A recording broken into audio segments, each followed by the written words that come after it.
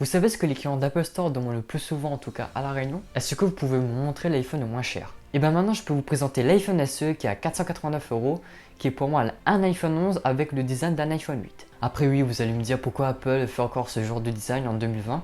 Et bien je vais vous expliquer pourquoi. Quand j'ai été vendeur dans un magasin agréé Apple, il y a une chose que j'ai appris, c'est qu'il y a une bonne partie des gens qui soit aimaient toujours le design de l'iPhone 8 parce qu'il y avait toujours un bouton physique, ou soit ils s'en foutent complètement du design et veulent juste un iPhone. Imagine juste tu les offres à ses clients un iPhone avec un bouton physique, donc Touch ID parce que certains n'aiment pas Face ID, mais bon, on ne va pas débattre là-dessus. La puissance d'un iPhone 11, des performances vidéo qui sur le papier est pareil que l'iPhone 11 également.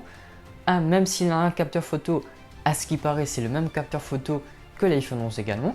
Et tu as également 3 Go de RAM et un plus petit écran pour ceux qui n'aiment pas les grands écrans. Dit comme ça a l'air d'être un iPhone parfait pour certains, en tout cas à ce prix. Mais malheureusement, il y a une chose qui me dérange le plus, c'est l'autonomie. Une autonomie annoncée équivalente à l'iPhone 8, sachant que l'iPhone 8 n'est pas très endurant. Je ne m'attendais pas à une autonomie similaire à l'iPhone 11 Pro, car c'est quand même un iPhone d'entrée de gamme, mais je m'attendais quand même à une autonomie un peu similaire à l'iPhone X, voire si vous voulez l'iPhone 8 Plus. Car avec la puce A13 et 3D Touch en moins, tu devrais quand même avoir un peu plus d'autonomie.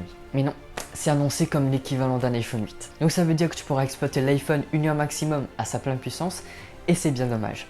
Il faut pas oublier que grâce à cette puissance, vous pouvez faire des jolies photos en mode portrait, des belles vidéos, de la réalité augmentée, mais surtout qui durent dans le temps.